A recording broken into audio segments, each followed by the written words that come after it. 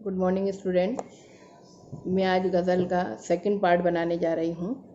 हमने first part पढ़ चुके हैं मिर्ज़ा असदुल्ला खां गालिब की गज़ल का, जिसमें मैंने आपको गज़ल के एक एक शेर की तशरीह समझाई थी, लफ्ज़ और मायने भी लिखवाए थे। उम्मीद करती हूँ कि गज़ल का फर्स्ट पार्ट की तशरीह आपको अच्छी तरह समझ में आ गई होगी, एक एक शेर आपको समझ में आ गया होगा। अब मैं आज आपको लिखवाने जा रही हूँ। एक एक शेर की तशरीह अलग अलग लिखी जाती है गज़ल में। पहले भी समझाया था कि नज़्म की तशरीह एक साथ होती है, गज़ल के हर शेर की तशरीह अलग लिखी जाती है। तो एक एक शेर में पढ़ूंगी और उसकी तशरीह लिखवाऊंगी। कोई उम्मीद बर नहीं आती, कोई सूरत नज़र नहीं आती।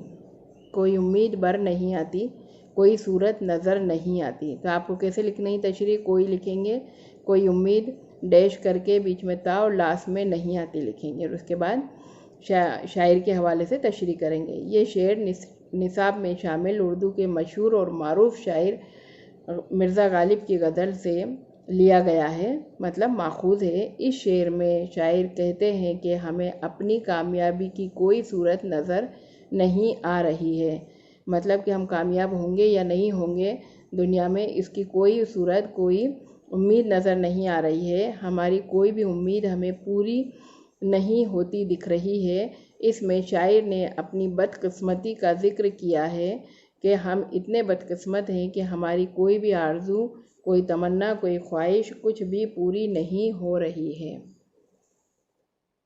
ये एक शेर की तशरीह मैंने आपको समझा दी है, इसको अपनी कॉपी में नोट करते जाइए।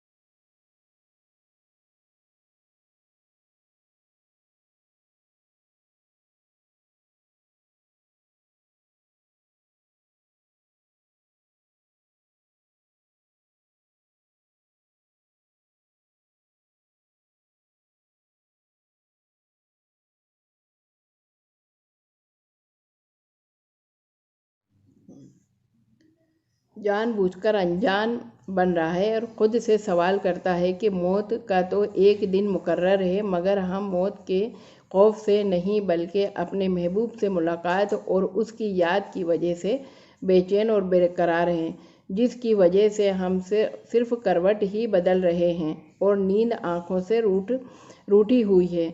मौत तो अपने वक्त पर ही आएगी, तो डर क्या। तो वो जानबूझकर अनजान बन रहे हैं और बता क्या रहे हैं कि मौत का एक दिन मुअय्यन है और नींद क्यों रात भर नहीं आती, कि उसका डर खौफ है, इस वजह से हमें नींद रात भर नहीं आ रही है। बल्कि किस लिए नहीं आ रही है? अपने महबूब से नहीं मिलने की वजह से उनको नींद रात भर नहीं आ रही है। नेक्स्ट शेर है, आगे आती थी हाले दिल पे हंसी, अब किसी बात पर नहीं आती। आगे आती थी हाले दिल पे हंसी, अब किसी बात पर नहीं आती। इसमें कह रहे हैं, शायर साहब इस शेर में फरमाते हैं कि पहले तो हमें अपने दिल, जो कि मोहब्बत की वजह से मजबूर था, उस मोहब्बत की वजह से उसकी हालत पर हंसी आती थी, मगर अब हालत इतने बदल गए हैं कि अब हमें किसी बात पर भी हंसी नहीं आती है, और ये हालत मोहब्बत की वजह से हुई है। मोहब्बत का रोग ऐसा रोग है जिसमें पढ़कर इंसान अपनी सुध बुध, अपने ख्यालात सब खो बैठता है।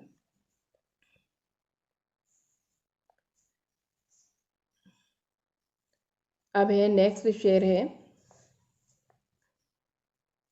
कुछ ऐसी ही बात जो चुप हूँ, है कुछ ऐसी ही बात जो चुप हूँ, वरना क्या बात कर नहीं आती, वरना क्या बात कर नहीं आती।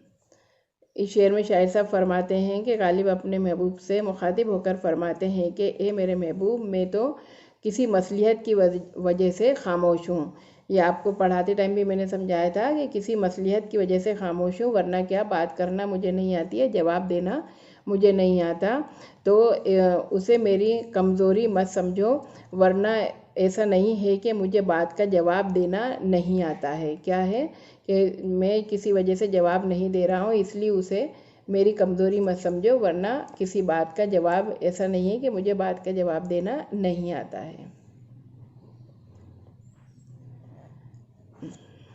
نیکسٹ شعر ہے، کعبہ کس منہ سے جاؤ گے غالب، کعبہ کس منہ سے جاؤ گے غالب، شرم تم کو مگر نہیں آتی، شرم تم کو مگر نہیں آتی۔ یہ کون سا شعر ہے؟ غزل کا آخری شعر ہے جسے ہم مقطع کہتے ہیں۔ اس شعر میں شاعر صاحب فرما رہے ہیں، غزل کے اس مقطع میں غالب خود سے مخاطب ہو کر فرماتے ہیں کہ اے غالب، تو نے اس قدر گناہ کیے ہیں جن کا کوئی حساب نہیں ہے، اب اتنے گناہ کرنے کے بعد تم کیا منہ لے کر کعبہ شریف میں جاؤ گے؟ اتنا گناہ کرنے کے بعد تمہیں کعبہ جانے میں شرم نہیں آ رہی ہے؟ تم کو وہاں دیکھ کر لوگ طرح طرح کے سوال کریں گے اور تم کیا منہ لے کر جو ہے کعبہ شریف میں جاؤ گے؟ چلیے اب ہم اس غزل کے سوال جواب کریں گے۔ پہلا سوال ہے، کوئی صورت نظر نہیں آتی سے کیا مراد ہے؟ کوئی صورت نظر نہیں آتی سے کیا مراد ہے؟ اس مصرعے میں جواب لکھیے۔ اس مصرعے سے شاعر کی مراد ہے کہ کامیابی حاصل کرنے کی کوئی تدبیر، کوئی راستہ اور کوئی راہ نظر نہیں آ رہی ہے، مطلب وہ کامیاب ہو پائے گا یا نہیں ہو پائے گا، اس کا کوئی راستہ، کوئی صورت، کوئی تدبیر نظر نہیں آ رہی ہے۔ مطلب یہ کہ کامیابی حاصل کرنے کی کوئی صورت نظر نہیں آنا ہی کیا ہے، اس شعر کا کچھ سوال کا جواب ہے۔ کوئی صورت نظر نہیں آنے کا مطلب ہے کہ کامیابی حاصل کرنے کا کوئی راستہ نظر نہیں آنا۔